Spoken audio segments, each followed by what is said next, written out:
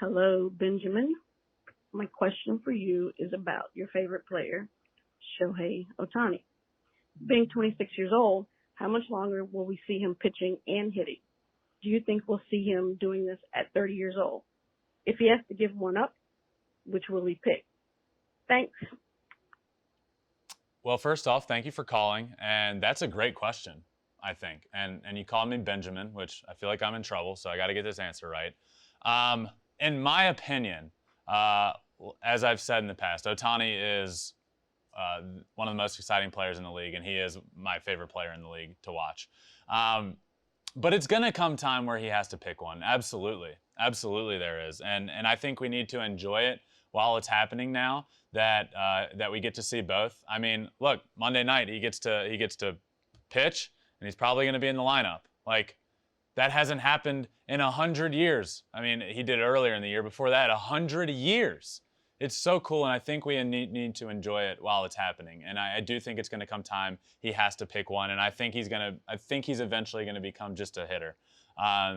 Just too much risk comes about from pitching. All of the injuries you see him pop up with are a result of pitching. When he had the arm issues last year, he had the blister problem already to start the year. So I think eventually we're going to see him transition into just becoming a hitter. I don't know a specific age. I don't know if at 30 he'll still be doing both. But I do think at some point we'll have to see him transition out of the pitching role and just into a full-time hitter role. So thank you for that question. Good one. Let's see what's next. Ben, hi, Julia here. I have been a fan of yours for years. Was really hoping to see you in the MLB. Thank you for finally accepting my friend request that I sent you 6 or 7 years ago on Facebook. I am from Russia, Ohio, and I'm a big Reds fan. Another thing that I'm pissed about is the umps not calling the game on April 20th versus the Diamondbacks sooner. But Lucas Sims was a savage for throwing the balls away that the ump kept giving to him. Why are the umps being ridiculous and waiting to call the game? Also, the Reds bullpen is just a dumpster fire. I wish that they could improve that. And I want to get your thoughts about continuing the rule from last year on putting a runner on second base when we go into extra innings, because I personally think it is dumb. So I just wanted to get your take on it. Thanks. Julia, thank you for calling, and you're welcome for the accepted friend request. Funny story about that. I actually, when this podcast was launched, we have a Facebook page, and I needed to be more active on Facebook, so I went on for like the first time in forever and just started accepting people. So to answer your first question about the Reds, I was watching that game live when it happened, and was one of only a few people to even talk about what was going on. It was a big deal, and for those that don't know what she was talking about, in the Reds game at the beginning of the week, it was pouring down rain, like pouring, and it was also sleeting, really bad conditions. And Lucas Sims was on the mound for the Reds, and who's been a good pitcher for them, who also has good control, and he was struggling with his control. And it got to the point where he just couldn't throw strikes, and he started like throwing his hands up. Like it got to the point where even I was like, what's going on out there? And he was throwing his hands up. The catcher was throwing his hands up at the crew chief who was out at second base. Like, what are we doing? And at one point, the umpire comes walking out to give him a new ball because he kept saying the ball was getting wet. So the umpire walks out with a new ball, and he kept throwing him out. He kept getting it and throwing it out, getting it, throwing it out. And the umpire like walked away like, I don't know what you want me to do. I'll tell you what he needed to do. He needed to call the game. It was getting bad. It was dangerous. It was puddling up in the field. The pitcher is throwing 98 miles an hour and can't control it. It was really strange, I thought. And I'm glad you asked, because I think it was towards the end of the game. And I think it was almost to the point where the umpires were like, we need to get through this inning. We need to get through this inning. I played baseball for a while and at the professional level. And so, when you start playing professionally, you get a better relationship with the umpires because you're around them all the time, and a lot of them repeat. So all the umpires.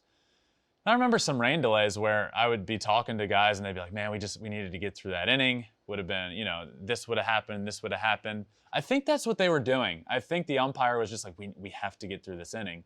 But it got bad, and it was a bad look out there and became pretty dangerous.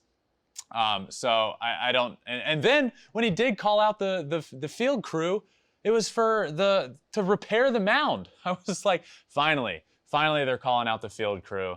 And it was to just repair the mound. And then eventually they called it.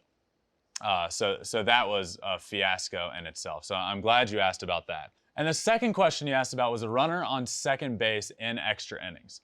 That's a great question, and one I've been getting a lot, actually.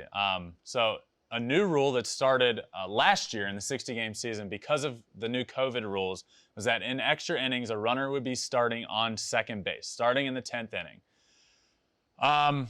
My opinion on this is I do not like the fact that it is starting in the 10th inning.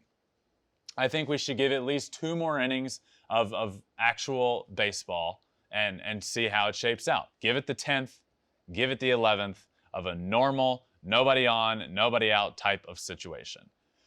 But I don't hate it. I don't hate it at all. And I would be fine with it starting in the 12th inning. I think it adds a little bit of excitement. I think it makes for, look, if I'm going to turn on the game in extra innings, oh man, there's a guy on second base in the 11th inning and the 12th inning. This is great. So I don't hate it. I understand it. And yes, baseball is the only sport I can think of where rules don't change when you go to overtime or the extra innings. So I don't hate it, but I just wish it would start a little bit later. I don't love the fact that it starts in the 10th inning. So thank you guys. Oh, wait, we have another question. Forgot the third voicemail. We have a third one, baby. Rick, hit me with that third voicemail. Hey, Ben. Love the show. It's George from Richmond, Virginia. One question for you. Looking at the standings now, which division is least likely to change? Which division is least likely to change? I'm guessing the standings. Which division is least likely to change with the standings? And look, I think about a lot of the divisions. I think a lot of them are a little out of whack right now. You got the AL East with the Orioles above the Yankees. I don't think that's going to stick. You got the NL East. My World Series prediction is the Atlanta Braves, and they're not towards the top of that division. I think that's going to change. You know what I would go with is the NL Central here. Towards the top of that division, you got the Brewers on top right now and the Cardinals at 2. I like the way that's shaping out. I think that's going to end up the way this division shakes out. I think the Padres or the Brewers have the best 1-2 punch in baseball right now, having Woodruff and Burns right there at 2. They're awesome, and I previously predicted the Cardinals to win this division, but if I could change a couple weeks in, I would pick the Brewers to win it, and that's how it's shaping out right now. The Brewers at 1, the Cardinals at 2, and that's how I think it's going to shape out when all is said and done this season. Thanks for watching. If you love flipping bats, swinging 3-0, and just talking ball, hit that subscribe button.